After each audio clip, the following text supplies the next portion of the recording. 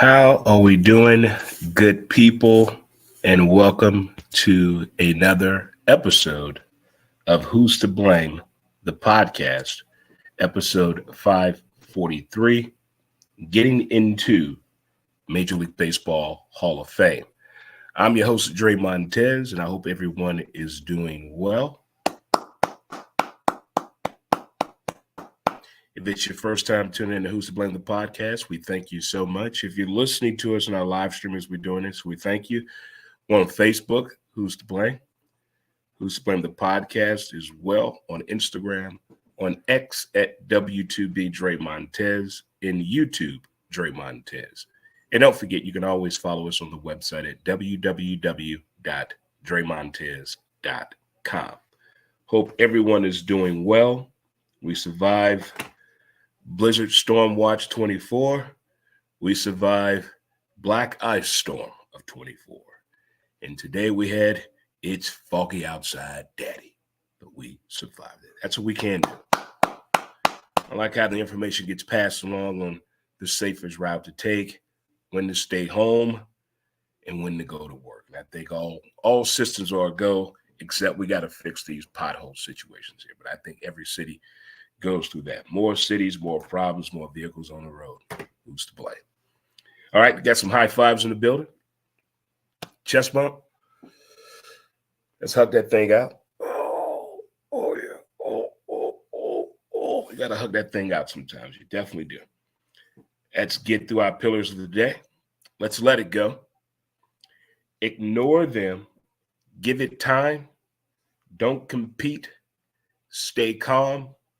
It's on you, and laugh.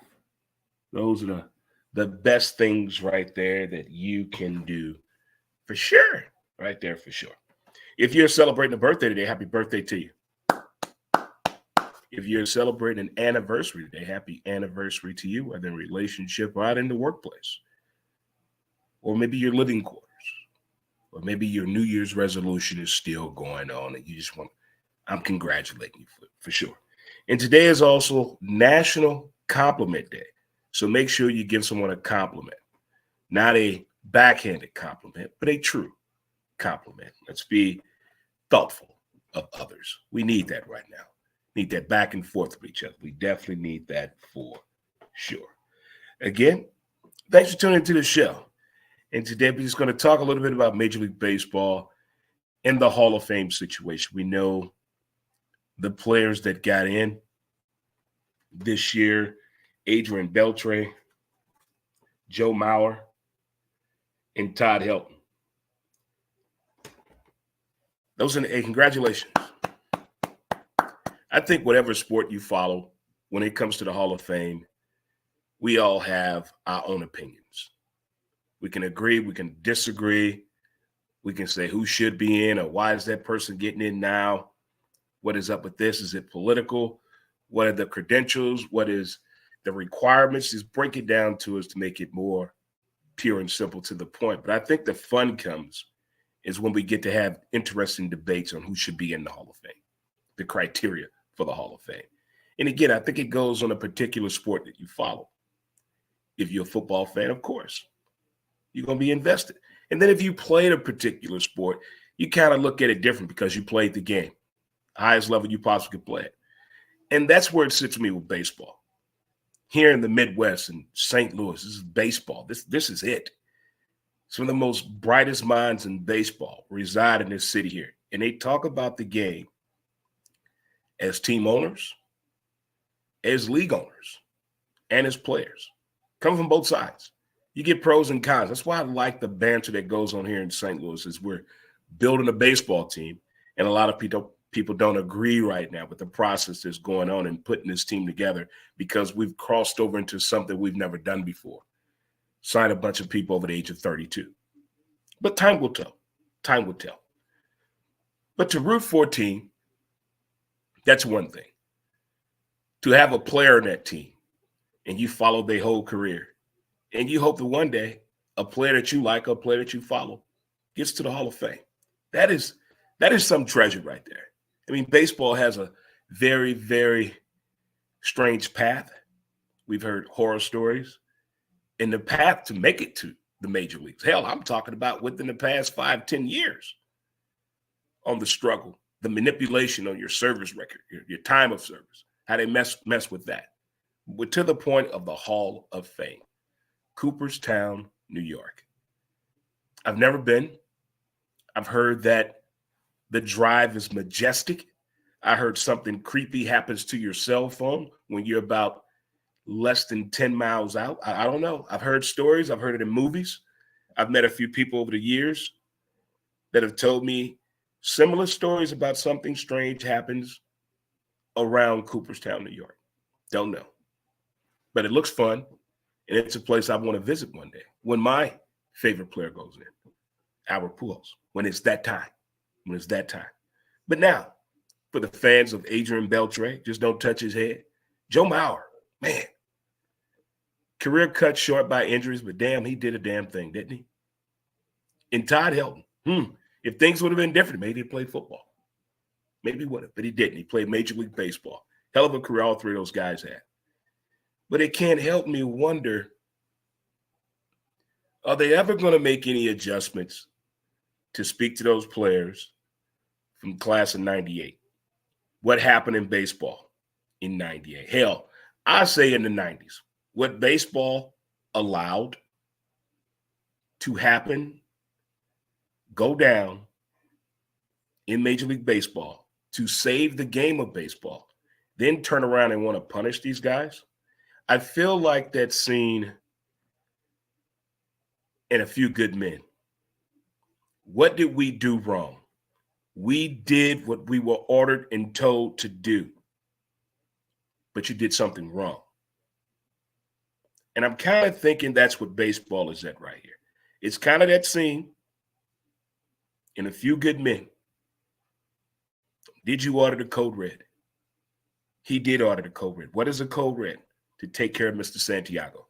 And they did. Major League Baseball. By any means necessary, we need you guys to save this game any way you can. Do what you got to do. And I think to a certain extent, that's what the players did. And wasn't it fun to watch? Wasn't it fun to watch? I don't care what super drug you take. You still got to have the talent to play the game.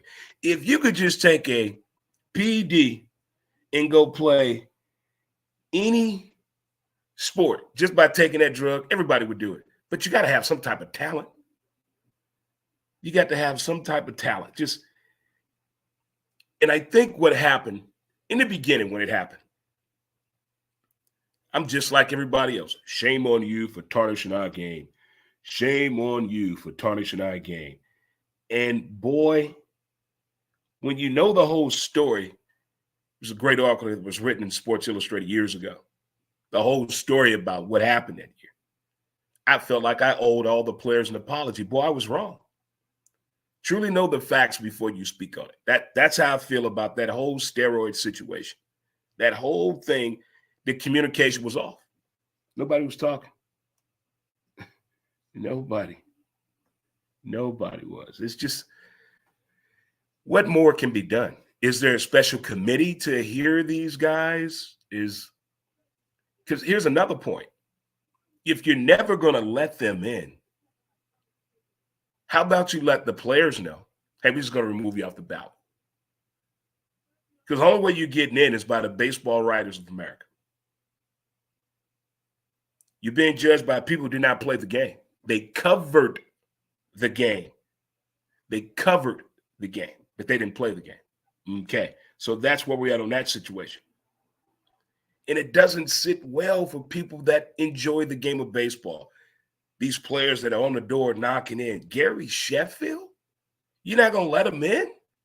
We know he didn't have the greatest attitude with the media, but what the fuck? Who's to blame? How much do you want? You want me to go out here and play and compete 162 games a year plus the playoff season and speak to you in a nice and cordial way after a horrible loss or I'm injured? I got family issues, but you want me to give you great feedback. How many of you work a day or have a job? You've had a day, hey, I don't want to talk right now. Do you get fined? They write bad about you in the company newsletter. Well, Phil didn't want to talk to us. He wasn't filling up to it. Well, what's wrong with Phil? We want too much from the athlete. We do. We want way too much. And I used to be that little kid that would run and chase athletes for an autograph, or wait for an autograph, especially baseball. But as I got older, I realized something. These guys at work. Let's watch them work. You mean to tell me you did your job so good, you get to possibly get voted into the Hall of Fame? And Alex Rodriguez? We're not going to let A-Rod in? Now, I think they're more pissed off at A-Rod because he signed more than $200 million contracts than anybody in Major League Baseball history. That's your own damn fault. Who's to blame? But I kind of think Alex and Major League Baseball have kind of came to a mutual understanding because he basically works Major League Baseball. Now, let's move on to Pete Rose. Charlie Hustle. When's that movie going to come out? We have made everybody else's baseball movie. Who could play Pete Rose today? But I want Pete in. Roger Clemens. Mark McGwire. Get these people in there. Let's go. Again, Major League Baseball. If you're not going to let them in, can you let the players know? Is that unheard of? Unorthodox? Is it considered rude? Can you imagine how we feel as fans of these particular players that are not in the Hall? Can you imagine how we feel being a fan of baseball and we seeing this go on year after year after year? It used to be fun to hear the list of possible inductees of the Major League Baseball Hall of Fame. Used to be fun to see that list. We knew who was getting in the first time, that shoe in, but we knew some going to take a little bit more encouragement. You know, we understand you played the game for 12 years, but does it factor up to get into the Hall of Fame?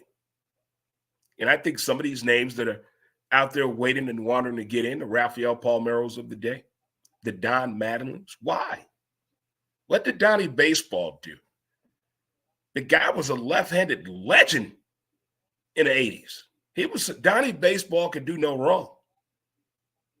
Good for baseball, good character for the game. But if Major League Baseball is not going to address, I need to be readdressed on this Rob Manfred. I need you to talk to us again, break it down to its purest form on the etiquette, criteria, expectations of Major League Baseball Hall of Fame moving forward. Because maybe now we can get some of these newer ball players who've been in the league less than 10 years. Maybe we can work on their off-the-field issues if they have any. Community service involvement, okay? All of that is needed now, other than just playing the game of baseball on the field. Because I think everybody is being left off here, or that has been left off. It has nothing to do with what happened during the time of play. It may have some things to do with, of course, the PEDs, but they still have not really, to me, addressed the situation. Basically, I want Major League Baseball to say is, look, we fucked up. Like Bradley Cooper said in The Hangover, that's what I need Major League Baseball to do. If they do that, I'll be cool moving forward with Major League Baseball Hall of Fame selection committee. I'll be fine with that. Okay. I can keep it moving, boss. But until then, we're going to keep having these discussions in groups, water coolers, the barbershop, in the car, by yourself, in the bathroom, in Zoom meetings about what is Major League Baseball thinking. First-time ballot Hall of Famer, what you think should be on your statistical resume to get in there. You better be in top 5 of everything if you're a first-time ballot. And you get in the first time? Look at that one writer that one writer didn't vote Griffey in. Would have been the unanimous decision. But writers, what do they hold? Grudges.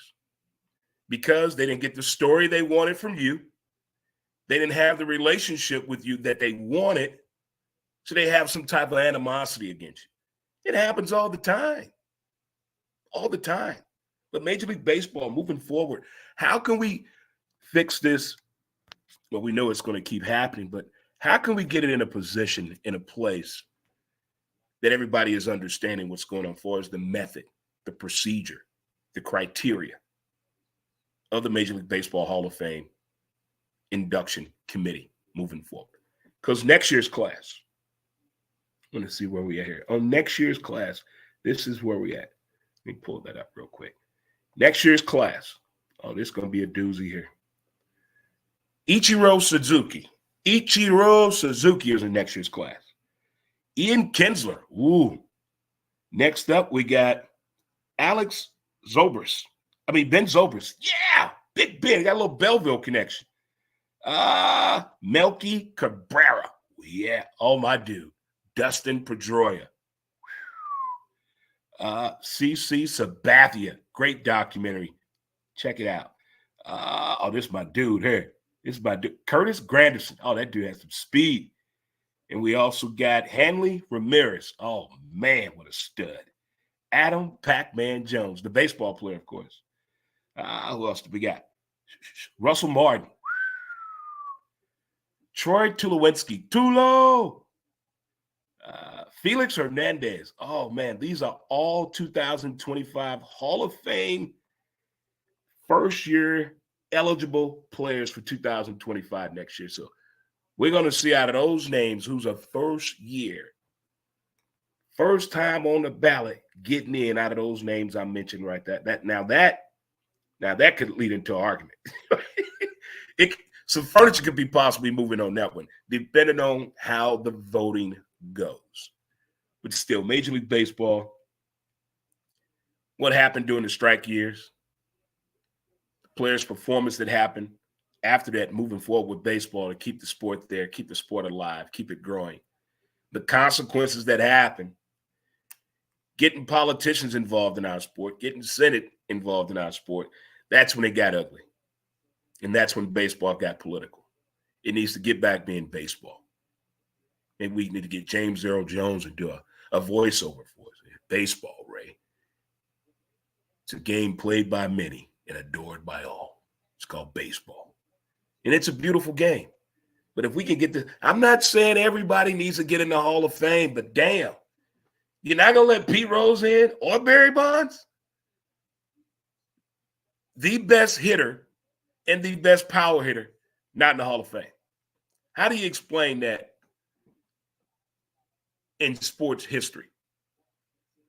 In school, at some point between second and fifth grade, Pete Rose is going to come up in something that a child is reading. I hope so. If they're covering history, they got to talk about baseball because baseball is a part of history. They're going to leave out Barry Bonds. Wow.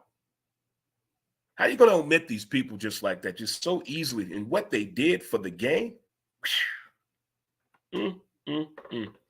I'm starting to see why today's athlete is selfish. Knowing more and more about ourselves and our value and what we give to the sport and what they give to us.